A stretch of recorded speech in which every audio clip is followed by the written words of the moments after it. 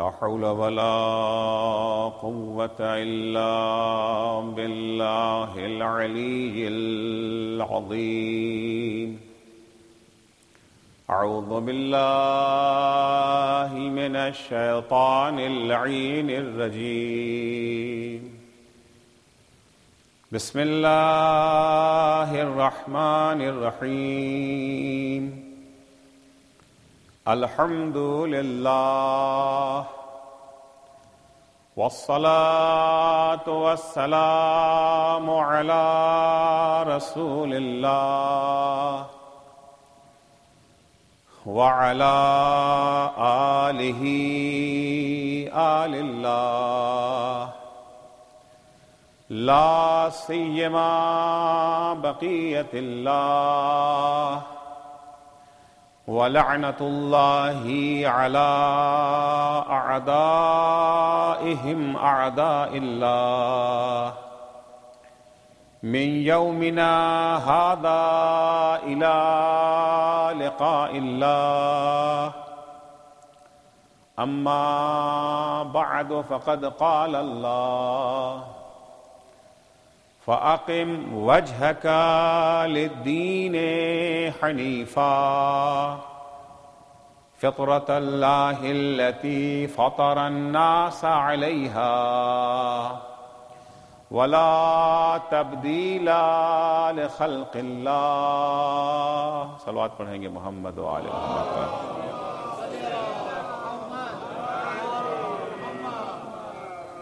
عزیزان گرامی، اس سے پہلے کہ میں اپنی گفتگو کا آغاز کروں، آپ سب سے درخواست ہے کہ آپ اپنے مرحومین کے لیے، شہدائے اسلام، خصوصاً وہ شہداء جو آج کے بم دھماکے میں درجہ شہادت پر فائز ہوئے ہیں، اور ان مرحومین کے لیے جن کے نام یہاں تختیوں پر لکھے ہوئے ہیں، ان سب کے لیے ایک سورہ فاتحہ. بسم اللہ الرحمن الرحیم. الحمد للہ رب العالمین الرحمن الرحیم مالک یوم الدین ایاک نعبد و ایاک نستعین اهدنا الصراط المستقیم صراط الذین انعمت علیہم غیر المغضوب علیہم ولا الضالین. اللهم صل علی محمد وآل محمد. عزیزو، جس واقعے کو یاد کرنے کے لیے ہم سب یہاں اکٹھا ہوئے ہیں، سیاہ پوش ہو کر کے یہاں آئے ہیں، حزن و اندوہ کے عالم میں یہاں حاضر ہوئے ہیں، وہ دردناک واقعہ، وہ غم انگیز المیہ جو سن 60 ہجری میں، سن 61 ہجری میں سرزمین کربلا پہ رونما ہوا، جس کی ابتدا سن 60 ہجری سے ہوئی. 28 ماہ رجب سن 60 ہجری کو اس تحریک انقلاب کا آغاز ہوا، پورے شعور اور اختیار کے ساتھ. پتہ تھا کہ انجام کیا ہوگا، جانتے تھے کہ اس تحریک کی قیمت کیا چکانی پڑے گی. واقعہ کربلا لاشعوری میں انجام نہیں پایا ہے، بے خبری میں انجام نہیں پایا کہ جانتے نہیں تھے کیا ہوگا. عظمت کربلا اسی لیے ہے. کربلا میں جہاں یہ جو ہے مظلومیت ہے، وہی کربلا میں عظمت بھی ہے. عظمت کربلا کا راز یہی ہے کہ اختیار اور شعور کے ساتھ یہ واقعہ انجام پایا. کیا مقصد تھا سرکار سید الشہداء کا؟ کیوں کربلا میں آئے تھے؟ خود حضرت امام حسین علیہ السلام نے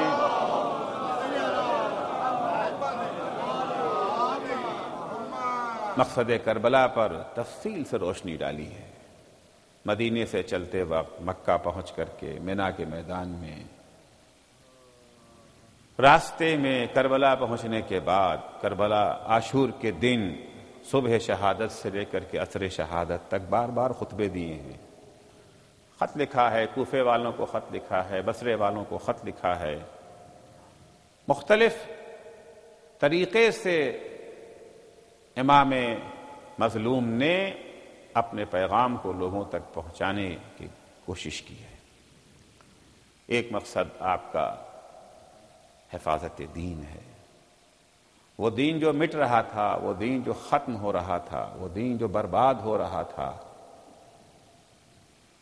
اس کے بچانے کے لیے امام نکلے۔ اتنی ساری قربانیاں کس لیے دیں؟ اس دین کی حفاظت کے لیے۔ ان کان دین محمد لم یستقم الا بقتلی فیا سیوف خذینی، اگر دین محمد کی بقا کا انحصار میرے قتل ہو جانے پر ہے، میرے شہید ہوئے بغیر اگر یہ دین نہیں بچ سکتا ہے، تو یہ دین اتنا اہم ہے، اس دین کی اتنی عظمت ہے کہ اے تلوارو میں تیار ہوں اپنی جان قربان کرنے کے لیے، آگے بڑھو اور میرے ٹکڑے ٹکڑے کر ڈالو۔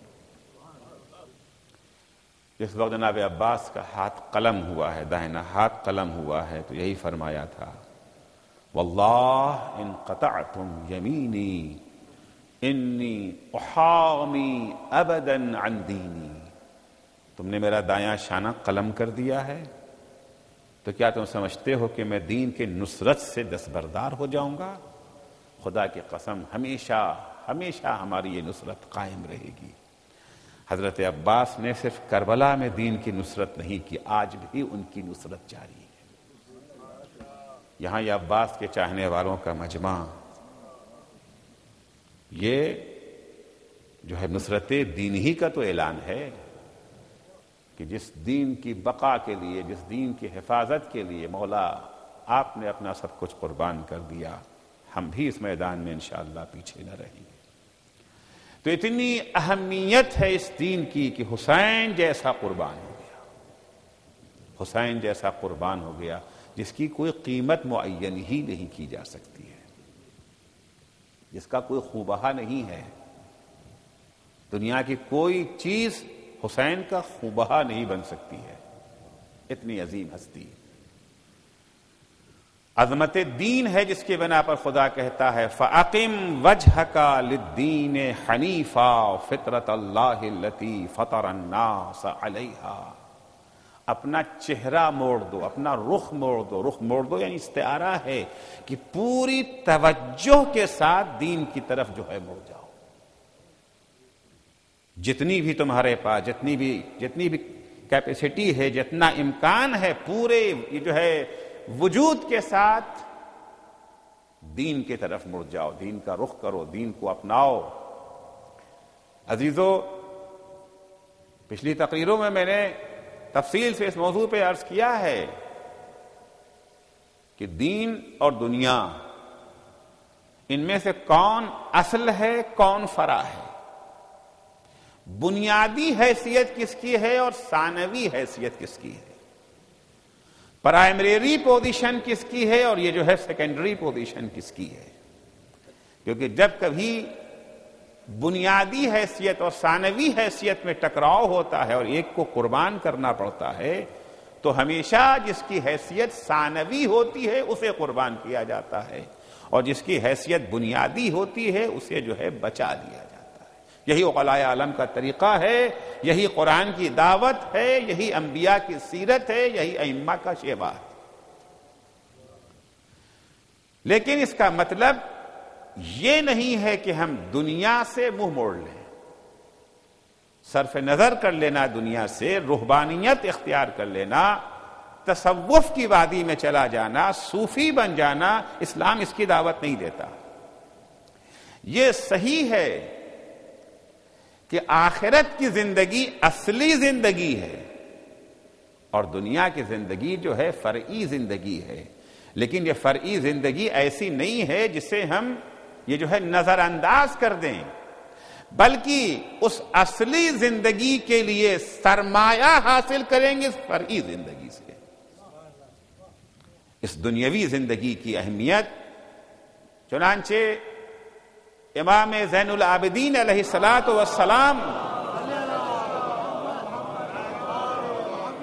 زندگی دنیا کی اہمیت کو عرض کر رہا ہوں، زندگی دنیا کی کیا اہمیت ہے۔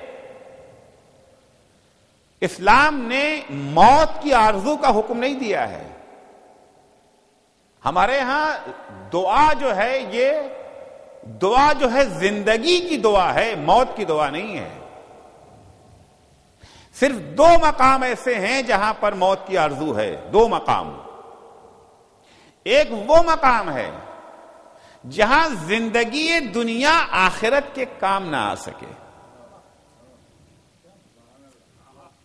جہاں زندگی دنیا آخرت کے کام نہ آ سکے، جہاں اس زندگی دنیا سے آخرت کے لیے ہم سرمایہ نہ حاصل کر سکیں، اس موقع پر موت کی آرزو کرنے کا حکم ہے کہ جب یہ زندگی دنیا توشہ آخرت نہ بن پائے۔ ایک موقع یہ ہے بھی عرض کروں گا، اور دوسرا موقع جہاں کے اوپر موت کی آرزو کی گئی، بظاہر وہ موت ہے لیکن وہ زندگی جاوید ہے، وہ ہے شہادت کی زندگی، وہ شہادت کی زندگی ہے۔ ماہ رمضان میں جو بہت ساری دعائیں پڑھتے ہیں اسی میں ایک دعا ہے اللہم، جہاں ساری دعائیں کرتے ہیں خدایا حور دے دے، قصور دے دے، وہیں پر کیا ہے وَقَتْلًا فی سبیلک مع ولیک فوفق لنا، پالنے والے اپنے ولی کے ہمراہ اپنی راہ میں ہمیں قتل ہو جانے کی توفیق دیتے ہیں۔ تو دو مقام ہے۔ تو چوتھے امام زین العابدین علیہ الصلاۃ والسلام زندگی دنیا کتنی اہم ہے اس اہمیت کو بیان کر رہے ہیں، اور زندگی دنیا کا مقصد کیا ہے اسے بھی بیان کر رہے ہیں۔ زندگی کاہے کے لیے؟ چونکہ آپ جانتے ہیں کہ چوتھے امام کا جو طریقہ تعلیم تھا، چونکہ چوتھے امام جس زمانے میں یہ جو ہے بسر کر رہے تھے، اتنا استبداد کا ماحول ہے، گھٹن کا ماحول ہے، اختناق کا ماحول ہے کہ امام کھل کے نہ تقریر کر سکتے ہیں، امام کو تقریر کرنے کی اجازت نہیں ہے، نہ امام جعفر صادق علیہ الصلوۃ والسلام کی طرح سے اسکول تشکیل دے سکتے ہیں، شاگردوں کے درمیان میں بیٹھ کر کے درس دے سکتے ہیں۔ مکمل اختناق، گھٹن اور پابندی کا ماحول ہے۔ لیکن عزیزو ایک جملہ یاد رکھیں گے کہ خدا کی طرف سے آنے والا ہادی ماحول سے ڈر کے چپ نہیں بیٹھتا، وہ حکمت عملی تو تبدیل کر سکتا ہے، طریقہ کار تو بدل سکتا ہے، لیکن مقصد سے کبھی پیچھے نہیں ہٹتا، وہ کبھی ماحول کو بہانہ بنا کر کے خانہ نشی نہیں ہوتا۔ لہذا چوتھے امام اللہ کی طرف سے معین کیے ہوئے ہادی ہیں، رہنما ہیں، ان کی ذمہ داری ہے امت کو بیدار کرنا، انہیں آگاہ کرنا، انہیں زیور تعلیم سے آراستہ کرنا، انہیں اللہ کے تعلیمات سے آشنا کرنا، ذمہ داری ہے امام کی۔ تقریر نہیں کر سکتے، تحریر پر پابندی ہے، درس تشکیل نہیں دے سکتے، لیکن امام نے کیا سلسلہ ہدایت کو بند کر دیا؟ بہت سارے طریقے جو امام نے اپنا، اس میں ایک طریقہ دعا ہے، طریقہ دعا ہے۔ تقریر پر پابندی ہے، دیکھیں کتنا ہی استبدادی ماحول ہو، تقریر پر پابندی ہو سکتی ہے، تحریر پر بندشیں ہو سکتی ہیں، پڑھانے پر، لیکن دعا پر کہیں پابندی نہیں ہوتی۔ دعا کرنے کی تو ہر جگہ اجازت ہے۔ تو امام سجاد نے دعا کو ایک وسیلہ بنایا۔ جو کام علی خطبے کے ذریعے انجام دیتے تھے، وہی کام اس دوسرے علی نے دعاؤں کے ذریعے انجام دیا ہے۔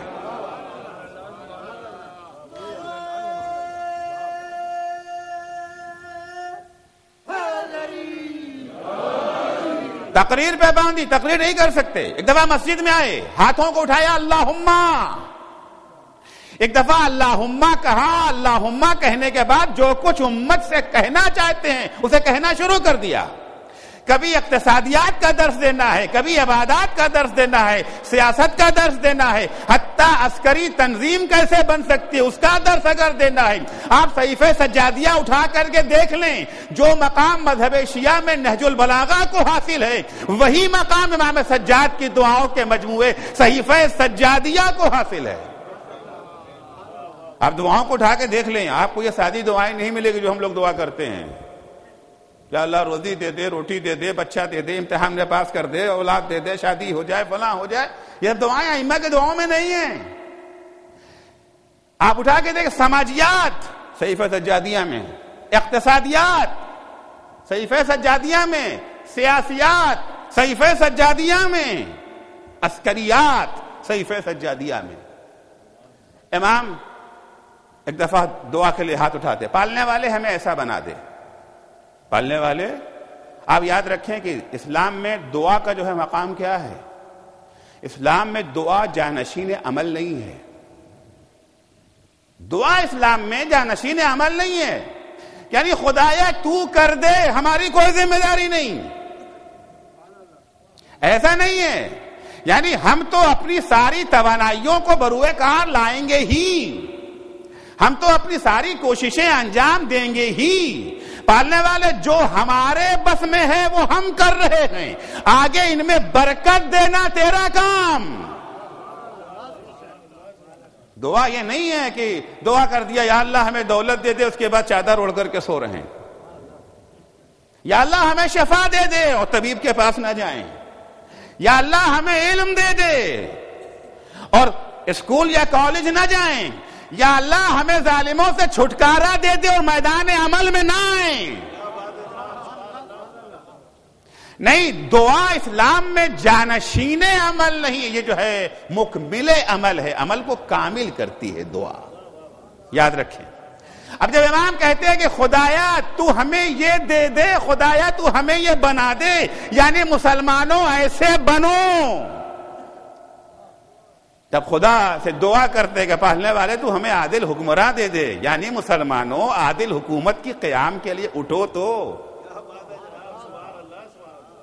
بہرحال اسی دعا میں فرماتے ہیں الہی امرنی ما دام عمری بغلتاً فی طاعتک. صحیفہ سجادیہ میں یہ دعا موجود ہے، دعائے مکارم الاخلاق میں. اتفاقاً یہ وہ دعا ہے جو ہمارے یہاں رسم میں بھی شامل ہو گئی. معذرت چاہتا ہوں، یہ جو جسارت ہے مگر کہنے پر مجبور ہوں کہ ہم نے اپنا مذہب اتنا ہی باقی رکھنا چاہا ہے جتنا ہمارے رسم و رواج میں شامل ہو گیا ہے. اگر ہمارے بزرگوں نے کسی واجب کو رسم میں شامل کر دیا، الحمدللہ ہم اسے انجام دیتے ہیں. کسی مستحب کو اگر شامل کر دیا اسے انجام دیتے ہیں. اور اگر خدا نخواستہ رسم میں کسی حرام کو شامل کر دیا تو اسے بھی انجام دینے سے پیچھے نہیں ہٹتے، کیونکہ ہمارے ہوتا آیا ہے. جو چیز رسم میں آ گئی، عید کی نماز رسم میں آ گئی تو چھوٹے گی نہیں.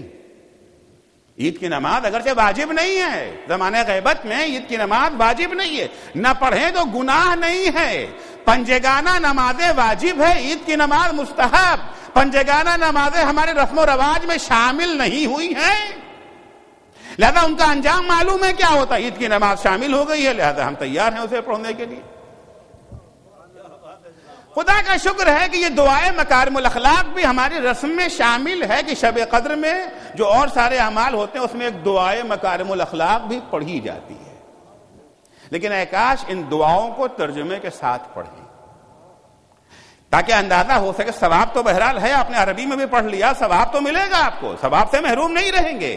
لیکن اگر اردو اور یا انگلش یا جو زبان بھی آپ کی ہے ترجمے کے ساتھ اگر پڑھیں گے تو ثواب کے ساتھ ساتھ آپ کی تربیت بھی ہو جائے گی، جو اصل مقصد ہے امام کا. فرماتے ہیں الہی امرنی، پالنے والے ہمیں طول عمر دے دے. زندگی چاہیے، موت نہیں. کب تک چاہیے؟ کوئی حد ہے؟ 10 سال، 20 سال، 100، 1000، لاکھ، کروڑ؟ امرنی، پالنے والے طول عمر دے دے. 100 سال بھی کم ہے، 1000 سال بھی کم ہے، لاکھ سال بھی کم ہے. امرنی، کب تک؟ ما دام عمری بذلتاً فی طاعتک، اس وقت تک جب تک میری زندگی تیری اطاعت میں صرف ہوتی رہے. وَإِنْ كَانَ مَرْتَعًا لِلشَّيْطَانِ فَاقْبِضْنِي إِلَيْكَ. لیکن جب یہ ہماری زندگی شیطان کی چراگاہ بن جائے، جب ہماری زندگی شیطان کی اطاعت میں صرف ہونے لگے تو بارہا ایک لحظے کے لیے بھی ہمیں زندہ مت چھوڑنا. ایسی زندگی سے تو موت بہتر ہے. تو زندگی دنیا کی قیمت ہے جو ہم مانگ رہے ہیں. زندگی دنیا جو ہے وہ بے قیمت اگر ہوتی تو امام زندگی دنیا کی آرزو خدا سے نہ کرتے. لیکن مسئلہ سارا یہی کہ زندگی دنیا جو ہے وہ کاہے کے لیے ہے؟ زندگی دنیا ہے آخرت کے لیے سرمایہ فراہم کرنے کے لیے، آخرت کے لیے توشہ، کیونکہ اصلی زندگی وہ ہے، یہ تو عارضی زندگی ہے۔ کالج کی زندگی طالب علم کیوں گزارتا ہے؟ اگلی زندگی کو سنوارنے کے لیے نا۔ کسان کھیت میں محنتیں کیوں کرتا ہے؟ زندگی کا وہ عرصہ کھیت میں کیوں گزرتا ہے؟ وہ عرصہ جو ہے مقصد ہے۔ کھیت کی زندگی مقصد نہیں ہے، کالج کی زندگی مقصد نہیں ہے، کارخانے کی زندگی مقصد نہیں ہے، آفس کی زندگی مقصد نہیں ہے۔ آفس کی زندگی ہے بقیہ زندگی کو سنوارنے کے لیے۔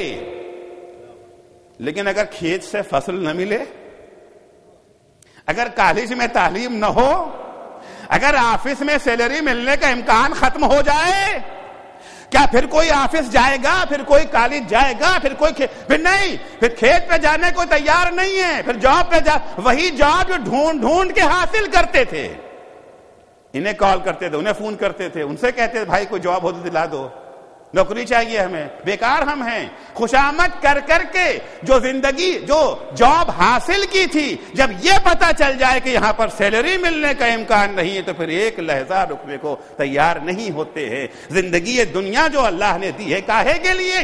یہاں کام کرو، یہاں سے جو تنخواہ ملے گی وہ تمہیں آخرت میں کام آئے گی۔ اگر آخرت کے کام آنے والی دنیا میں تنخواہ مل جائے تو ٹھیک۔ یہ دنیا، یہ زندگی بڑی قیمتی ہے، جو کچھ ہمیں آخرت میں پانا ہے حاصل یہاں سے کرنا، اسی دنیا سے حاصل کرنا ہے۔ پیغمبر اسلام صلی اللہ علیہ وآلہ وسلم اپنے اصحاب کو خطاب کر رہے ہیں کہ وہاں کی نعمتیں یہاں سے ملیں گی۔ کیسے ملیں گی؟ ہے نا کہ جنت میں جو ہے باغات ہوں گے، باغات ہمیں لگانا ہے۔ ایک بات یاد رکھیے، جنت و جہنم کوئی پہلے سے تعمیر شدہ چیز نہیں ہے، ہمیں بنانا ہے۔ توجہ سے سنیں گے، ایسا نہیں کہ جنت میں ڈھیر سارے مکان بنے، جیسے یہاں پر یہ جو ہیں بلڈر ڈھیر سارے مکان بنا لیتے ہیں، بعد میں بیچتے ہیں۔ مکان بن گیا ہے، اب جو ہے مکین کی تلاش ہوتی ہے۔ جنت ایسی نہیں ہے، اور نہ جہنم۔ ہر شخص اپنا جہنم اور اپنی جنت خود بناتا ہے۔ کبھی کبھی کہا جاتا نا رحیم و کریم خدا بھلا جہنم میں بھیجے گا؟ خدا تھوڑی بھیجے گا، ہم خود جائیں گے۔ خدا نہیں بھیجے گا، ہم جائیں گے جہنم میں۔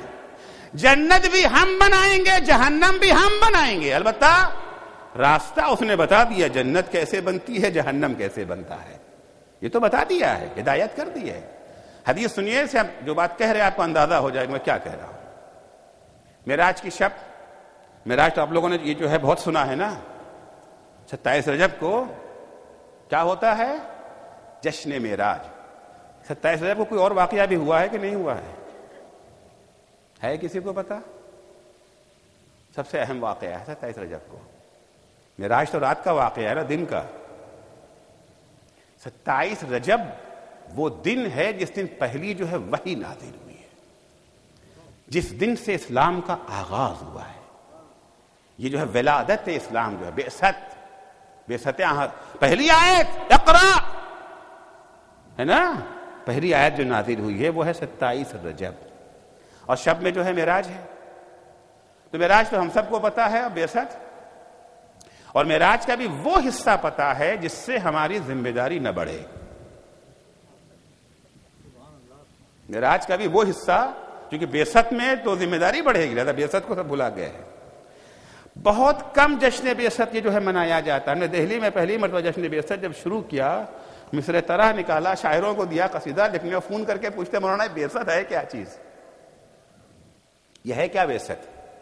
اتنا اہم واقعہ، کیونکہ ہمارا یہ جو ہے مزاج ہے کہ ہم ذمہ داریوں سے اپنا دامن جو ہے بچانا چاہتے ہیں۔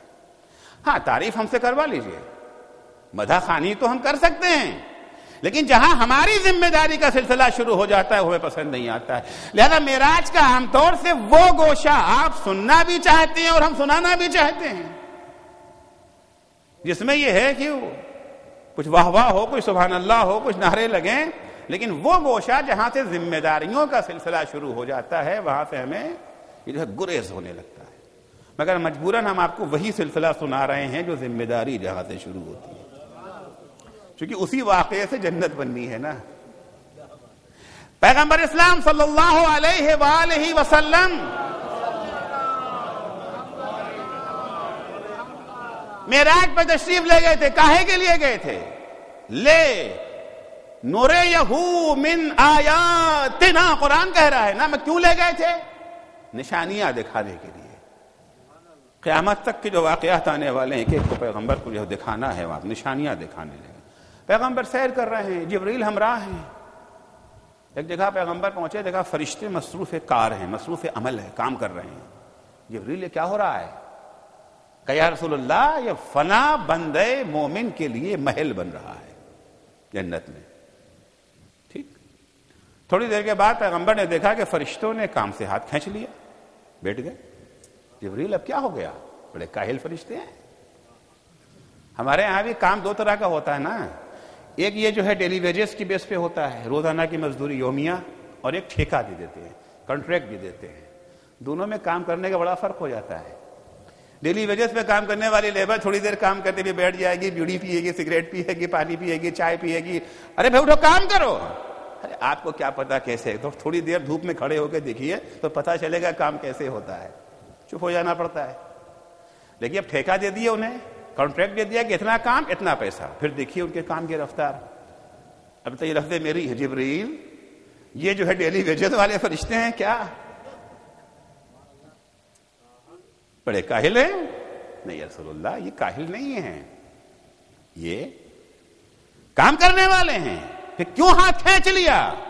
یا رسول اللہ یہ جو ہے میٹیریل ختم ہو گیا ہے، بلڈنگ بننے کے لیے فقط لیبر کافی نہیں ہے اگر میٹیریل نہ ہو، لیبر کتنی ہی محنتی ہو، اگر میٹیریل ختم ہو گیا ہے تو لیبر کیا کرے گی؟ یا رسول اللہ میٹیریل ختم ہو گیا جس سے یہ محل بنتا ہے۔ جبریل میٹیریل کہاں سے آتا ہے؟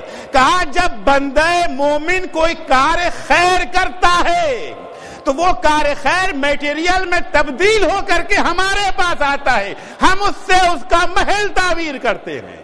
صلوات پڑھیں گے محمد و آل محمد پر۔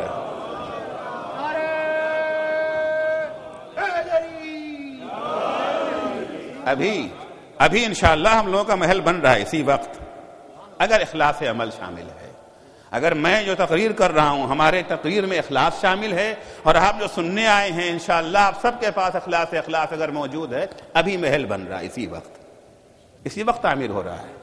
جتنے ڈالر آپ نکال کر کے معصوم کو دیں گے، یہ ڈالروں کو رائے گا مت سمجھیے، بیچارے روزانہ اعلان کرتے رہتے ہیں شمیم صاحب یا اور دوسرے حضرات، پتہ نہیں کتنے لوگوں کے کان پہ جھوں رہے گی، مجھے نہیں معلوم، اور رینگی ہوتی تو ان کو بار بار یہاں نہ آنا پڑتا۔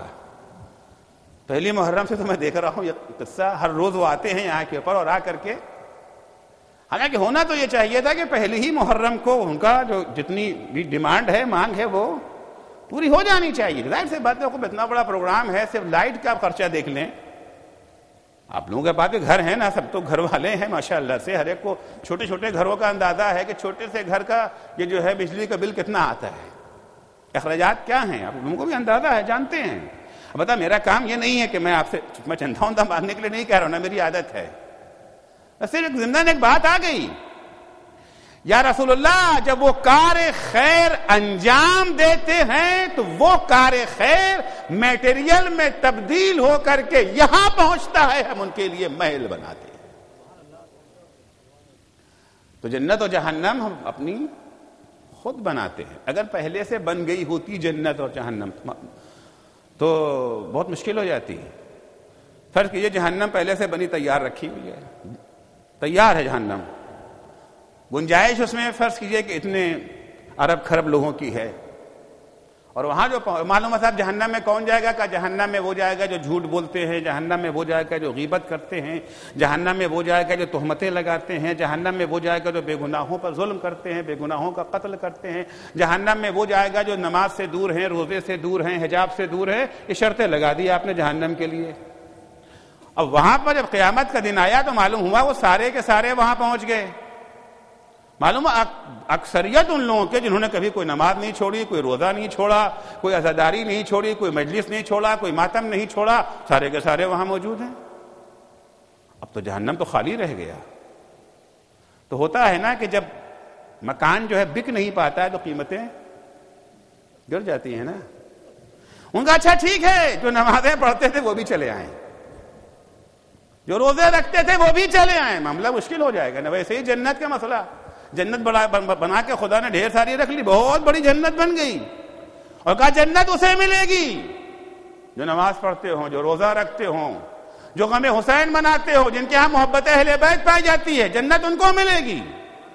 جنت کی قیمت یہ رکھا تھا, عدل کرنے والوں کو, انصاف کرنے والوں کو, غیبت و تہمت سے دور رہنے والوں کو جنت ملے گی. لیکن وہاں معلوم ہوا کہ اکثریت ان لوگوں کی پہنچ گئی جو نہ نماز پڑھتے تھے, نہ روزہ رکھتے تھے, نہ یہ جو ہے مجلس کرتے تھے, نہ ماتم کرتے تھے, نہ محبت اہل بیت ان کے دل میں تھی. اب کیا کریں, گھر خالی رکھیں گے. وہاں یہاں اگر کہیں قیمت گھٹ گئی, اچھا ٹھیک ہے, جو نماز نہیں پڑھتے تھے وہ بھی چلے آئیں, جو مجلس و ماتم نہیں کرتے تھے وہ بھی چلے آئیں. یہ جو ہے مشکل ہو جائے گا نا. پھر نہیں, وہاں جنت و جہنم پہلے سے بنی نہیں ہے. ہر انسان اپنے عمل سے اپنے لیے جنت اور جہنم کو بناتا ہے. ہم اپنے عمل سے جنت بناتے ہیں, اپنے عمل سے ہم جہنم بناتے ہیں. عمل عقیدہ دونوں ہمراہ چیز, کیونکہ قرآن مجید میں اسلام کی نگاہ میں عمل ایمان سے الگ نہیں ہے, ایمان عمل سے الگ نہیں ہے. آمنو عملوا الصالحات, آمنو بغیر عمل ایمان رائے گا, بغیر ایمان عمل رہے گا. دونوں کی اپنی جگہ کے اوپر شرط ہے. پیغمبر فرماتے ہیں اپنے اصحاب سے جنت میں کیسے جو ہے وہ جنت بنے گی, کیسے کیسے. بڑا آسان طریقہ پیغمبر نے فرما دیا کہ من قال لا الہ الا اللہ غرست لہ شجرۃ فی الجنہ, جو ایک دفعہ زبان سے لا الہ الا اللہ کہہ دے, جنت میں اس کے لیے ایک پیڑ لگ جاتا ہے. پھر کہا من قال سبحان اللہ غرست لہ فی الجنت شجرہ, جو انسان ایک دفعہ زبان سے سبحان اللہ کہہ دے اس کے لیے جنت میں پیڑ لگ جاتا ہے. پھر کہا من قال الحمدللہ غرست لہ فی الجنت شجرہ, جو ایک دفعہ زبان سے الحمدللہ کہہ دے اس کے لیے جنت میں پیڑ لگ جاتا ہے. پھر کہا من قال اللہ اکبر غرست لہ فی الجنت شجرہ, جو ایک دفعہ زبان سے اللہ اکبر کہہ دے, سبحان اللہ پر ایک پیڑ, الحمدللہ پر ایک پیڑ, اللہ اکبر پر ایک پیڑ, لا الہ الا اللہ پہ ایک پیڑ. ایک صحابی کھڑا ہو گیا کہ یا رسول اللہ پھر تو جنت میں ہمارے بہت سے پیڑ ہیں. باغ نہیں, جنگل ہے, پورا جنگل. کیونکہ ہم روزانہ نماز پڑھتے ہیں سبحان اللہ والحمدللہ ولا الہ الا اللہ واللہ اکبر, ہر رکعت میں ایک دفعہ میں 4 اور 3 دفعہ کہتے ہیں نا, اسے تو 12, ہر رکعت میں 12 پیڑ. پھر اس کے بعد نماز کے بعد تسبیحات پڑھنے بیٹھ جاتے ہیں, اللہ اکبر اللہ اکبر, 100 پیڑ یہاں ہو گئے. صبح سے لے کے شام تک تو ہزاروں پیڑ ہمارے. اور یہ قانون یاد رکھیں, جس باغ میں جس کا پیڑ ہوتا ہے اس کو وہاں جانے سے کوئی روک نہیں سکتا. تو جنت میں تو ہمارے ہر روز ہزاروں پیڑ ہیں, پھر ہمیں جانے سے روکے گا کیوں؟ ہمارا تو پورا جنگل ہے جنت میں. پیغمبر نے فرمایا ہاں ایسا ہی ہے, لیکن آگ بھیج کے اسے جلا مت دینا. یا رسول اللہ جنت میں آگ کا کیا کام ہے؟ آگ تو جہنم میں ہوتی ہے, کیسے جلے گا؟ پیغمبر نے فرمایا جب تم سبحان اللہ کہتے ہو سبحان اللہ درخت بن جاتا ہے, اور جب تم گناہ کرتے ہو تو گناہ آگ بن جاتی ہے. آگ کہاں سے بنے گی؟ ہمارے عمل سے. پیڑ کہاں سے بنے گا؟ ہمارے عمل. سب کہاں ہوگا؟ اسی جو ہے دنیا کی جو ہے زندگی میں تو ہے نا. اگر یہ دنیاوی زندگی نہ ہوتی, اگر دنیاوی حیات نہ ہوتی, تو ظاہر سے بات ہے ہم جنت کی نعمتوں کو حاصل نہیں کر سکتے ہیں. سارا دار و مدار ہمارا جو ہے اسی حیات دنیاوی پر ہے. بس یہ ہے کہ ہم نے دنیا کی زندگی کو کس طرح سے گزارا ہے. تو زندگی دنیا بری نہیں ہے, چاقو برا نہیں ہے, اس چاقو کا استعمال آپ نے کس طرح سے کیا. ڈاکٹر کے ہاتھ میں اگر چاقو ہے تو یہ چاقو سبب حیات بن جاتا ہے, اور اگر قاتل کے ہاتھ میں چاقو ہے تو یہ چاقو سبب موت بن جاتا ہے. یہی حال ہے دنیا, اور دنیا کی جو ہے زندگی کا. اس طرح سے اس کو استعمال کیا ہے, یہ تخریب بھی کرتی ہے دنیا اور تعمیر بھی کرتی ہے دنیا. کس طرح سے آپ نے اس کو لینا چاہا ہے. زندگی دنیا کے سلسلے میں آخر ہمارے ہاں وہی افراط اور تفریط ہو جاتا ہے نا, یا تو دنیا میں غرق ہو جاتے ہیں یا دنیا کو چھوڑنے پر تیار ہو جاتے ہیں. تصوف کا راستہ یا تو اختیار کر لیتے ہیں, یہ جو راہب بن جاتے ہیں, سادھو بن جاتے ہیں, ساری نعمتیں چھوڑ دیا, اور یا اس میں غرق ہو جاتے ہیں. اسلام کی جو تعلیمات ہے دنیا میں کس طرح سے ہمیں رہنا ہے. 7ویں امام حضرت امام موسیٰ کاظم علیہ الصلوۃ والسلام, ائمہ کو اللہ نے ہمارا ہادی بنا کے بھیجا ہے نا, معلم بنا کے بھیجا ہے. ایک معلم ایک ہادی کو خراج عقیدت کا بہترین ذریعہ یہ ہے کہ اس کی تعلیمات کو سیکھیں. کلاس میں ٹیچر آیا ہے پڑھانے کے لیے, آپ کے استاد آپ کتنے خوبصورت ہیں, آپ کی آواز کتنی اچھی ہے, آپ کا اسٹائل کتنا اچھا ہے. استاد کہے گا شکریہ, تھینک یو, بیٹھ جاؤ. ٹھیک ہے, تھوڑی دیر تک تو تعریف, لیکن آپ چپ ہی نہیں ہو رہے ہیں. جہاں استاد نے پڑھانا ارے واہ واہ واہ, کیا انداز ہے آپ کے لکھنے کا, کیا اسٹائل ہے آپ کا. 1 گھنٹہ 2 گھنٹہ 3 گھنٹہ, اس کے بعد ٹیچر کیا کرے گا, خوش ہوگا یا خفا. اگر امانت دار ٹیچر ہے, اگر امین ٹیچر ہے, بیٹھ جاؤ, خاموش ہو جاؤ, میں تمہیں پڑھانے آیا ہوں, اپنا قصیدہ سننے نہیں آیا ہوں. قصیدہ اپنے وقت پر صحیح ہے, ٹھیک ہے, استاد کا شکریہ بھی ادا کریں گے, اس کی مدح و ثنا بھی کریں گے, قدردانی بھی کریں گے, سب کچھ اپنی جگہ پر, لیکن جس مقصد کے لیے آیا ہے پہلے اسے سنیں گے. ارے میں یہاں پہ تقریر کر رہا ہوں, اگر آپ ہمیں بول رہی نہ دے سبحان اللہ واہ واہ نعرہ یہ وہ کرنے لگانے, کچھ دیر تو اچھا لگتا ہے, اس کے بعد بھائی بولنے تو دو, ہمیں بولنے تو دو, ہم کس لیے یہاں آئے ہیں. ائمہ علیہ السلام کو خدا نے کاہے کے لیے بھیجا ہے. پیغمبر کا تعارف کیا کرا, یتلو علیہم آیاتہ ویزکیہم ویعلمہم الکتاب والحکمہ. پیغمبر تلاوت کتاب کے لیے آئے تھے, پیغمبر تزکیہ نفس کے لیے آئے ہیں, پیغمبر ہمیں تعلیم دینے آئے ہیں. قصیدہ مدح و ثنا یہ تو انسانی فطرت کا تقاضا ہے. اگر انسانیت زندہ ہے تو اپنے محسن کا قصیدہ تو پڑھیں گے ہی, لیکن صرف قصیدہ نہیں پڑھیں گے, اس کی تعلیمات کو غور سے سنیں گے اور تعلیمات پر عمل کریں گے. لہذا ہر امام نے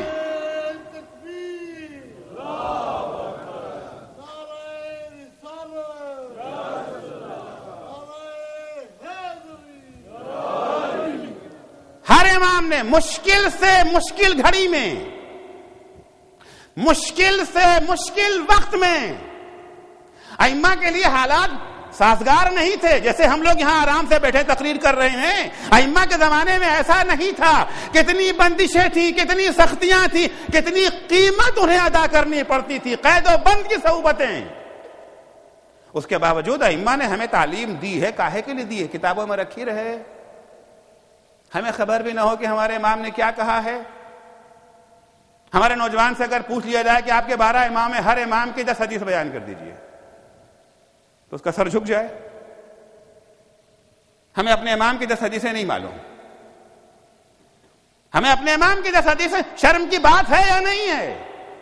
فلاں یہ جو ہے کرکٹر کی پوری تاریخ ہمیں معلوم ہے, کتنی یہ جو ہے سنچری لگائی, کتنا رن لیا, کتنا کیچ لیا, کتنا وکٹ لیا, فر زبانی یاد ہے. لیکن اپنے امام کے بارے میں اگر آ جائے تو 7ویں امام حضرت امام موسیٰ کاظم علیہ الصلوۃ والسلام فرماتے زندگی کیسے کرنا چاہیے دنیا میں. صرف نمازیں پڑھتے رہیں اللہ اکبر صبح سے شام تک, بیوی بچے کس عالم میں ہے ان کی پرواہ نہیں, ان کے فکر سماج کہاں جا رہا ہے, کدھر ظلم ہو رہا ہے, کہاں زیادتی ہو رہی ہے, کدھر قتل عام ہو رہا ہے, ہمیں کیا مطلب. ہمیں تو اپنی عبادتوں سے مطلب ہے. گوشے میں بیٹھے ہوئے ہیں. تھے ایسے افراد, گزرے ہیں ایسے افراد.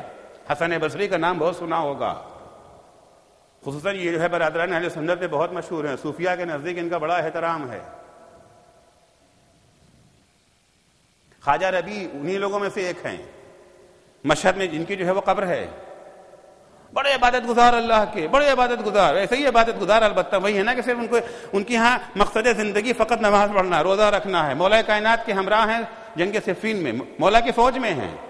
مولا کے پاس آیا کہ مولا میں لڑنے سے نہیں بھاگتا، مطلب یہاں نہیں، یہاں نہیں، مسلمان کے ہاتھ مارا جائے، ہمیں ایسی جگہ بھیج دیجئے جہاں کے اوپر مقابل میں خالص کافر ہو.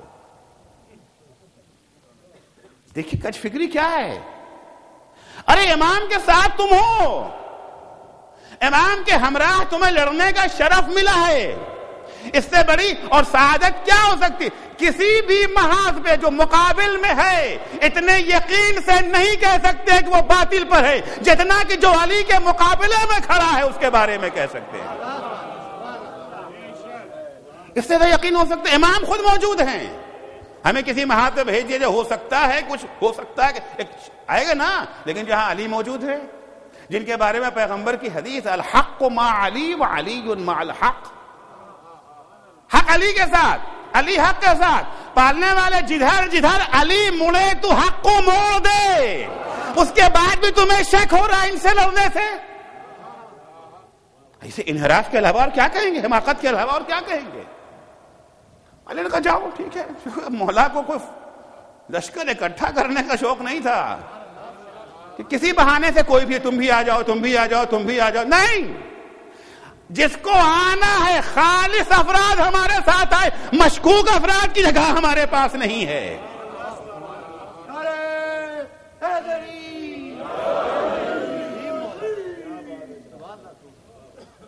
خواجہ رضی جاؤ، چلے گئے.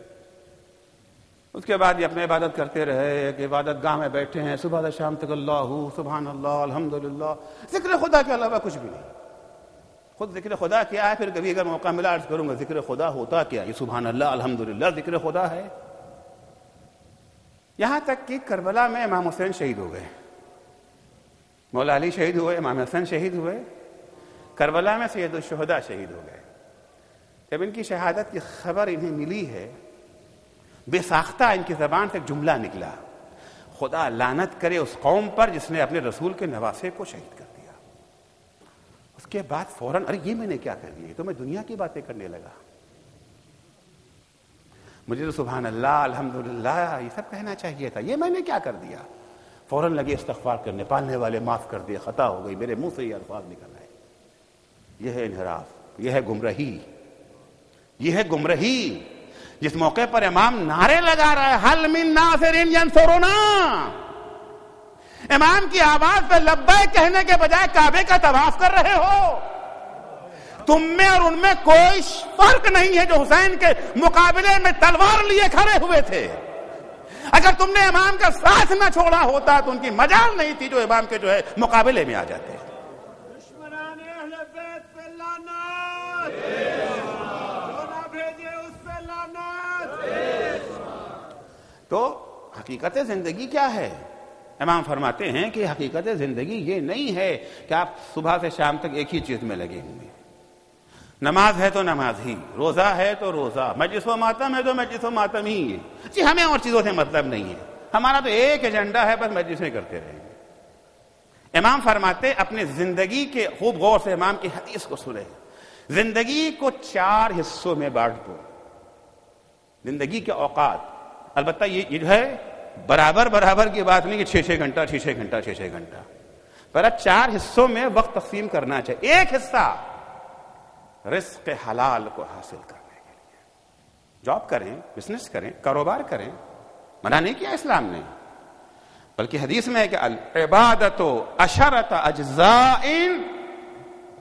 9 طلب الحلال. عبادت کے 10 حصے ہیں، اس میں سے 9 حصہ عبادت کا جو ہے وہ طلب رزق حلال ہے. طلب رزق حلال ہے. امام محمد باقر علیہ الصلوۃ والسلام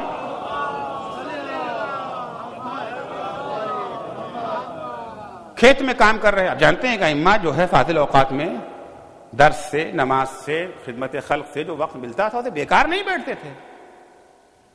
جو بھی کام سامنے آ گیا کھیت میں اپنے کام کر رہے ہیں. اور پیر سے انسان کام کرے گا تو پسینہ تو آئے گا، کھیت میں کام کرنے والے کو پسینہ تو آئے گا ہی، ایئر کنڈیشن تو وہاں لگا نہیں ہے، امام پسینے میں شراب ہو رہے ہیں۔ ایک صاحب جو سمجھتے تھے کہ عبادت مقصد حیات دنیا میں صرف کیا ہے، سبحان اللہ الحمدللہ لا الہ الا اللہ کہنا، آئے نصیحت کرنے لگے امام کو۔ آپ دیکھیں کہاں انسان چلا گیا ہے، جس سے نصیحت لینا ہے اسے نصیحت کر رہے ہیں۔ یہ جو ہے مظلومیت امام، دیکھیں مظلومیت امام صرف نہیں کہ ان کے اوپر پانی بند کر دیا گیا، مظلومیت امام صرف یہی نہیں ہے، انہیں تیروں سے چھلنی کر دیا گیا۔ تیروں سے چھلنی ہو جانا ان کے لیے کہیں آسان ہے ایسے جاہلوں سے جو ہے بات کرنے سے۔ امام کو نصیحت کر رہے ہیں کہ ابن رسول اللہ، آپ فرزند رسول ہیں، دنیا داری میں لگے ہوئے ہیں، آپ کو تو جگہ بیٹھ کر کے لا الہ الا اللہ الحمدللہ سبحان اللہ کہنا چاہیے۔ اس حال میں اگر آپ کو موت آ جائے تو آپ خدا کو کیا جواب دیں گے کہ آپ دنیا داری میں لگے ہوئے ہیں؟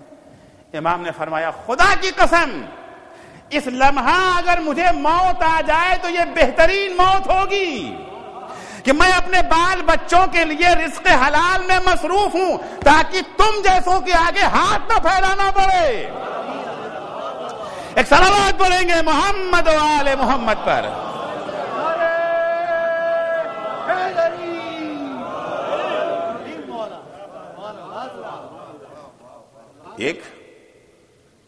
ایک حصہ عمر کا کاہے میں صرف کرنا چاہیے اپنے 24 گھنٹے میں سے، کاہلی نہیں، تنبلی نہیں، نماز اپنی جگہ، روزہ اپنی جگہ، عبادتیں اپنی جگہ، مجلس اپنی جگہ، عزاداری اپنی جگہ، جاب اپنی جگہ، وہ اپنی جگہ۔ ایک حصہ طلب رزق حلال کے لیے، دوسرا حصہ اللہ کی لذتوں سے بہرہ مند ہونے کے لیے، لطف اندوز ہونے کے لیے۔ حلال لذتیں جو اللہ نے رکھی ہیں صرف ایک ہی نہ ہو جائے، بعضوں کا صرف ایک ہی ایجنڈا ہے، کام کام کام۔ موبائل جب سے آ گیا ہے تب سے تو کھانا بھی گیا، دسترخوان پہ بیٹھے بیوی نے کیا پکا کے رکھا ہے پتہ ہی نہیں چلتا، موبائل پہ لگے ہوئے ہیں۔ اور بھی بعض جگہیں جہاں کے اوپر کوئی کام نہیں ہوتا تھا وہاں پر بھی پہنچ گیا، ایک ہی ایجنڈا نہیں، طلب رزق حلال، دوسرا حصہ حلال لذتوں سے لطف اندوز ہونے کے لیے۔ بیوی بچوں کو بھی حق ہے، ان کا بھی حق ہے، ایک حصہ ان کے لیے، ایک حصہ اللہ سے راز و نیاز کے لیے، اللہ سے راز و نیاز کے لیے، عبادت کے لیے ایک حصہ ہونا چاہیے۔ اور نماز تو پڑھنا چاہتے ہیں، وقت ہی نہیں ملتا، دعا تو پڑھنا چاہتے ہیں، وہاں دعا ابو حمزہ سماعی میں نے بھی سنا ہے، اب کیا کریں، وقت نہیں ملتا، ٹائم نہیں ملتا۔ کیوں بھائی؟ کس نے کہا کہ آپ اپنا سارا وقت کاروبار میں صرف کر دیں، جاب میں صرف کر دیں، ایک جاب کے بعد دوسری جاب، دوسری جاب کے بعد تیسری جاب، اوور ٹائم؟ کس نے کہا ہے آپ سے؟ آپ ایک حصہ ضرور وقف کریں اس کام کے لیے، اللہ سے راز و نیاز کے لیے۔ چوتھا حصہ ان معتبر دوستوں کے ساتھ نشست و برخاست کے لیے جو آپ کو آپ کے عیوب سے آشنا کر سکیں، آپ کو آپ کی کمیوں سے آشنا کر سکیں۔ عزیزو، کچھ چیزیں ایسی ہوتی ہیں جسے انسان خود سے نہیں سمجھ پاتا۔ ہمارا ہاتھ صاف ہے یا گندا میں نے آنکھوں سے دیکھ لیا، کپڑا دیکھ لیا، بدن کو چیک کر لیا، لیکن چہرہ ہمارا صاف ہے یا گندا؟ ہم کتنے ہی قابل ہوں، کتنے ہی بڑے ڈاکٹر، کتنے ہی بڑے انجینئر، کتنے ہی بڑے آیت اللہ، اپنے چہرے کو دیکھ سکتے ہیں؟ چہرے کی کثافت اور گندگی کو سمجھنے کے لیے آئینہ ضروری ہے۔ جب تک آئینے کے سامنے کھڑے نہ ہوں گے تب تک پتہ نہ چلے گا کہ چہرہ ہمارا صاف ہے یا گندا۔ عزیزو، جس طرح سے جسمانی چہرے کے عیوب کو سمجھنے کے لیے آئینے کی ضرورت ہے، ویسے ہی روحانی عیوب کو سمجھنے کے لیے آئینے کی ضرورت ہے۔ جسمانی عیوب کا آئینہ تو ہم نے دیکھ لیا، روحانی عیوب کو سمجھنے کا آئینہ معلوم ہے وہ کون ہے؟ پیغمبر کہتے ہیں المومن مرۃ المومن، مومن مومن کا آئینہ ہے، مومن مومن کا آئینہ ہے۔ ایک وقت نکالیں مومنوں کے ساتھ نشست و برخاست کے لیے، نہ کہیں کہ مجلسوں میں وقت برباد ہو رہا ہے، مجلسوں میں وقت نہیں برباد ہوتا. یہ مجلس آئینہ ہے آپ کی روح کے لیے. آئینہ مجلس میں دیکھ رہے جیسا اللہ نے ہمیں بنانا چاہا ہے ویسا بنے یا نہیں بنے. زندگی کا ایک حصہ ان معتبر، ہر دوست نہیں، معتبر کی شرط ہے، ایسا نہ ہو دھوکے باز نہ ہو، وہ ہوں جو آئینہ بننے کی صلاحیت رکھتے ہو. بڑی اچھی تعبیر ہے، مومن مومن کا آئینہ ہے. آپ جب آئینے کے سامنے کھڑے ہو جاتے ہیں آئینہ ڈرتا ہے آپ سے. آپ تو صاحب وزیر اعظم ہیں، ہم آپ سے کیسے کہیں کہ آپ میں کمی ہے، آپ کے چہرے پہ کالخ لگی ہوئی ہے. آپ تو فوج کے کمانڈر جنرل صاحب سے کون بات کر سکتا ہے؟ یہ تو آیت اللہ العظمیٰ ہے، ان سے ہم کوئی بھی ہوا کرو، کوئی بھی ہوا کرو. جب آئینے کے سامنے آ جاتے آئینہ پوری شجاعت کے ساتھ کمی کو بیان کر دیتا ہے، کسی بات کا خیال نہیں رکھتا کوئی مولا. اور آئینہ جتنا ہے اتنا ہی کہتا ہے، گڑھاتا بڑھاتا نہیں ہے. جتنی کمی ہمارے اندر ہے آئینہ اتنا ہی بیان کرے گا، اس سے نہ کم نہ اس سے زیادہ. دوسری بات، آئینہ آپ سے کہتا ہے دوسروں سے نہیں کہتا.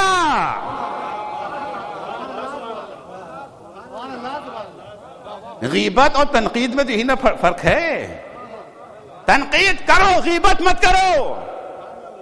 جس کی کمی ہے اسی سے کہو، دوسروں سے مت کہو. دوسروں سے کہو گے تو گناہ کبیرہ ہو جائے گا، اسی سے کہو گے تو عبادت ہو جائے گی.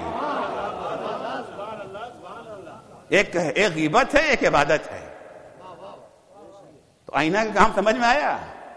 کہے گا ضرور، کہے گا ضرور، مگر چپکے سے کہے گا. شور نہیں کرتا آئینہ، شور کیے بغیر، اور جتنا ہے اتنا ہی کہے گا. المؤمن مرأۃ المؤمن، مومن مومن کے لیے آئینہ. اگر آپ سمجھنا ہم چاہتے ہیں مومن ہیں یا نہیں، دیکھیے آپ آئینہ ہیں یا نہیں. اگر آپ آئینے کا کردار ادا کر رہے ہیں تو آپ مومن ہیں، ورنہ حساب کر لیے. تب ہم فرماتے ہیں کہ زندگی کو 4 حصوں میں بانٹ دو. ایک حصہ رزق حلال کے لیے، ایک حصہ حلال لذتوں سے لطف اندوز ہونے کے لیے. کس نے کہا کہ لذت دنیا سے فائدہ نہ اٹھائیں؟ کس نے کہا؟ لطف اندوز ہونے کے لیے. تیسرا حصہ خدا سے راز و نیاز کرنے کے لیے. چوتھا حصہ ان معتبر دوستوں کے ساتھ نشست و برخاست کرنے کے لیے جو آپ کو آپ کے عیوب سے آشنا کر سکے. تو دنیا کے بارے میں تصور واضح ہو رہا ہے. حیات دنیا، اسلام دنیا کی زندگی کو چھوڑ دینے کا قائل نہیں ہے. ایک جملہ کہوں مجلس تمام کروں، زہد کا مفہوم ہم نے غلط سمجھا ہے. زہد اسلام میں یہ جو ہے مصرف میں ہے، پیداوار میں نہیں ہے. زہد مصرف میں ہے، پیداوار میں نہیں ہے. دولت حاصل کرنے میں زہد نہیں ہے، دولت کے خرچ کرنے میں زہد ہے. کوئی حد نہیں معین کہ اسلام نے کتنا حاصل کریں. $100 میں اگر ہمارا خرچہ چل جاتا ہے بس $100 کے بعد گھر بیٹھ، نہیں، ایسا کچھ نہیں. خرچہ ہمارا 100 میں چلتا ہے. 100، 1000، لاکھ، کروڑ، ارب، خرب، جتنا حاصل کر سکتے ہیں البتہ صحیح راستے سے اسے حاصل کریں. لیکن جہاں مصرف کی بات آتی ہے وہاں اسراف حرام ہے. آپ جیسے چاہیں ویسے اسے مصرف نہیں کر سکتے. کہ پھر فائدہ ہی کیا ہے حاصل کرنے کا؟ فائدہ ہی کیا ہے؟ جب ہمیں روکھی سوکھی کھانا ہے، $100 ہی میں اپنے کو سمیٹنا ہے، تو 200 حاصل کیوں کریں؟ کہ اس لیے کہ تمہاری ذمہ داری تم تک محدود نہیں ہے. تم اپنے بھی ذمہ دار، اپنے خاندان کے ذمہ دار، اپنے سماج کے ذمہ دار، اپنی قوم کے ذمہ دار. تمہیں صرف اپنے لیے نہیں کمانا ہے. اتنا کماؤ کہ سینٹروں کو چلانے کے لیے چندہ کرنے کی ضرورت نہ پڑے. ایک آدمی کھڑا ہو جائے، ہم دے دیں گے پورا خرچہ. ایسا نہ ہو کہ کہا جائے جی ہم اسکول قائم کرنا چاہتے ہیں، اسکول قائم کرنے پیسہ کہاں سے آئے گا؟ اور ایک بڑا مسئلہ ہے بچوں کے اسکول کا مسئلہ ہے. جن اسکولوں میں ہمارے بچے جاتے ہیں وہاں ان کو دین نہیں سکھایا جاتا، بے دینی سکھائی جاتی ہے. کبھی کریں کیا کریں؟ اپنے اسکول قائم کرنے کے لیے پیسہ کا، ہمارے اتنی بڑی قوم کے پاس پیسہ نہیں اسکول قائم کرنے کے لیے. شرم کی بات ہے، شرم کی بات ہے. وقت ختم ہو گیا، انشاءاللہ باقی باتیں کل عرض کروں گا. بہت ساری باتیں باقی رہ گئی ہیں. کماؤ صرف اپنے لیے نہیں. اسلام میں ایثار اور قربانی ہے کہ نہیں ہے؟ قربانی کون دے گا؟ ایثار کون؟ جس کے پاس ہے وہی تو کرے گا. خمس کون دے گا؟ زکوٰۃ کون دے گا؟ انفاق کون؟ اس کے پاس ہے وہی تو دے گا، ہے ہی نہیں وہ کیا دے گا؟ خاک دے گا؟ جس کے پاس ہے وہ دے گا۔ ثقافت اہل بیت یہ جو ہے مواسات ہے، ثقافت اہل بیت ایثار ہے، ثقافت اہل بیت قربانی ہے۔ مال ہے تو مال قربان کریں گے، اور جان کی ضرورت پڑی تو جان قربان کر دیں گے۔ زندگی بہت عزیز ہے اسلام میں، بہت شیریں ہے زندگی، لیکن اگر ضرورت پڑ جائے تو موت شیریں ہو جاتی ہے۔ ضرورت پڑ جائے، ہمارا 13 سال کا بچہ بھی جواب دے گا۔ جب شب عاشور امام حسین شہداء کی فہرست بیان کر رہے ہیں، حبیب کل تم شہید کیے جاؤ گے، زہیر کل تم شہید کیے جاؤ گے، علی اکبر بیٹا کل تم شہید ہوگے، اون محمد کل تم شہید، ایک ایک شہید کا نام حسین بیان کرتے جا رہے ہیں کہ 13 سال کا بچہ کھڑا ہو جاتا ہے۔ چچا جان اور میں، کیا میرا نام فہرست شہداء میں نہیں ہے؟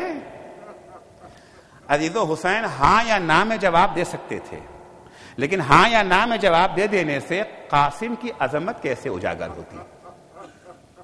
ایک دفعہ چچا بھتیجے سے پوچھتا ہے، بیٹا یہ بتاؤ تمہارے نزدیک موت کیسی ہے؟ قاسم جواب دیتے، الیوم احلی من العسل، آج شہد سے زیادہ شیریں ہے، کیونکہ آج قربانی کا موقع ہے، آج دین کو ہماری حیات کی ضرورت ہے۔ الیوم احلی من العسل، شہد سے زیادہ شیریں۔ قاسم کا جواب سن کر کے امام کہتے ہیں، بیٹا قاسم، ہاں کل تم بھی شہید ہوگے اور تمہارا ننھا بھیا علی اصغر بھی شہید کیا جائے گا۔ بس سننا تھا کہ بنی ہاشم کا یہ غیرت دار جوان تڑپ گیا، کہا چچا میرا بھیا بھی شہید ہوگا؟ ارے میں تو اپنے قدموں سے میدان میں جاؤں گا، میرا بھیا کیسے شہید ہوگا؟ کیا اشقیاء خیمے میں گھس آئیں گے؟ امام نے کہا نہیں بیٹا، میں اپنے ہاتھوں پہ علی اصغر کو پانی پلانے لے جاؤں گا، پانی کے بجائے تیرے سے شعبہ سے جواب دیا جائے گا۔ جی چاہتا کہوں قاسم تمہاری غیرت کو سلام، قاسم تمہاری غیرت کو سلام، تمہیں جوش آ گیا، کیا اشقیاء ہمارے خیمے میں گھس آئیں گے؟ یہ تصور بھی تم نہ کر سکے، یہ تصور بھی تم سے برداشت نہ ہو سکا۔ تمہاری غیرت کو سلام، لیکن ہمارا سلام ہو صبر سید سجاد پر۔ ارے کیسے اپنی آنکھوں سے دیکھا ہوگا، کوئی زینب کو تعزیہ لگا رہا ہے، کوئی ام کلثوم کے سر سے چادر چھین رہا ہے، کوئی سکینہ کو تماچے مار رہا ہے۔ اجرکم اللہ۔ شب عاشور گزر گئی، صبح عاشور نمودار ہوئی، قربانی کا دن آ گیا، قربانی کا دن آ گیا، دین خدا کی حفاظت کے لیے اپنی جان قربان کرنے کا دین آ گیا۔ ہر مجاہد یہ چاہتا ہے کہ پہلے میں قربان ہو جاؤں۔ جب تک اصحاب زندہ رہے، اصحاب نے اعزا میں سے کسی ایک کو شہید نہ ہونے دیا۔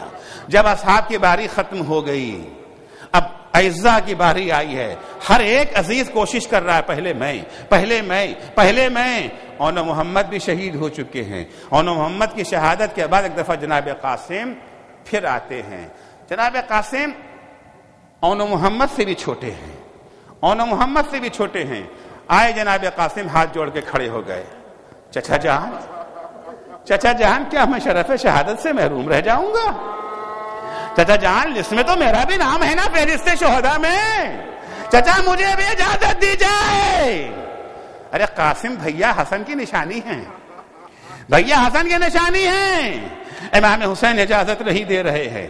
جناب قاسم ایک گوشے میں جا کر کے سر جھکا کر کے رونا شروع کر دیتے ہیں۔ میری بدقسمتی، میرے سر پہ میرے باپ کا سایہ بھی نہیں ہے، آج جو قربانی کا دن ہے چچا مجھے اجازت بھی نہیں دے رہے ہیں۔ روتے روتے اچانک خیال آیا کہ بابا نے بچپن میں میرے بازو پہ ایک تعویذ باندھا تھا، میری ماں نے مجھے یہی بتایا تھا کہ بابا نے کہا تھا جب کوئی مصیبت کا وقت آئے تو تعویذ کھول کے پڑھ لینا۔ قاسم نے سوچا اس سے زیادہ مصیبت کا وقت اور کون آ سکتا ہے، تعویذ جو کھول کے دیکھا تو دیکھا وصیت نامہ ہے، بھائی حسین کے نام ہے بھیا، دیکھو کربلا میں تو نہ رہوں گا، ارے میرے طرف سے قاسم کی قربانی کو قبول کر لینا۔ قاسم خوش ہو گئے، خوش وصیت نامہ لے کر کے چچا کے پاس آئے، چچا کے حوالے کیا، دیکھیے بابا نے کیا لکھا ہے۔ اب جو حسین نے وصیت نامہ دیکھا، ایک دفعہ قاسم کو اجازت تو نہ دی، البتہ گلے سے لگا لیا قاسم کو، اے بیٹا، ارے کیا مقدر میں یہی دیکھنا تھا۔ چچا بھتیجے گلے مل کے اتنا روئے کہ بے ہوش ہو گئے۔ اے عزیزو، جب کوئی بے ہوش ہوتا ہے اسے ہوش میں لانے کے لیے پانی چھڑکا جاتا ہے، مگر تیماردار زینب پانی کہاں سے لائے؟ ارے آنکھوں کے اشک بہا بہا کر کے قاسم اور حسین کو ہوش میں لائی ہے زینب۔ امام نے کہا جاؤ بیٹا، خدا حافظ۔ عباس نے شہزادے کو سجانا چاہا، اتنے چھوٹے ہیں قاسم، کوئی ذرا قاسم کے بدن پہ نہیں آ رہی ہے، کوئی خود قاسم کے بدن پہ فٹ نہیں آ رہا ہے، لہذا قاسم جب میدان میں گئے ہیں، نہ سر پہ خود ہے نہ بدن پہ ذرا ہے۔ اے عزیزو، عباس نے گھوڑے پر بٹھایا، قد ابھی اتنا چھوٹا ہے، رکاب تک پیر پہنچ نہیں رہا ہے، بس آخری جملے اور مجلس تمام ہو رہی ہے۔ قاسم میدان میں آئے، رجز پڑھا، اپنا تعارف کرایا، بڑے سے بڑے پہلوانوں کو واصل جہنم کیا، لیکن ایک بچہ آخر کب تک لڑتا؟ اور ایک شقی نے ایسا وار کیا، قاسم سے گھوڑے پہ سنبھلا نہ گیا، گھوڑے سے زمین پہ آئے، ایک دفعہ آواز دیا، اماں حضرکنی، اے چچا میری مدد کو آئیے۔ اے عزیزو، جب کوئی مجاہد زمین پہ گرا ہے، اس نے حسین کو ایک دفعہ پکارا، مگر قاسم نے 3 دفعہ پکارا، یا اماں یا اماں۔ ارے جب کبھی قاسم کے بدن پر گھوڑے کی ٹاپ پڑتی تھی، قاسم کی چیخ، یا اماں ادرکنی۔ اس وقت امام حسین قاسم کے سرحانے پہنچے ہیں، قاسم کی لاش پامال ہو چکی ہے، قاسم کے سرحانے حسین بیٹھ گئے، میرے لال، ارے تیرے چچا پہ بڑا شاق ہے، تم مدد کے لیے بلائے اور چچا تیری کوئی مدد نہ کر سکے۔ اے عزیزو، چچا کی لاش پامال ہوئی شہادت کے بعد، بھتیجے کی لاش زندگی میں پامال، ارے پامال لاشا لے کر کے حسین خیمے کی طرف چلے، اے ام فروا، لو تمہارے لال کا جنازہ آ گیا۔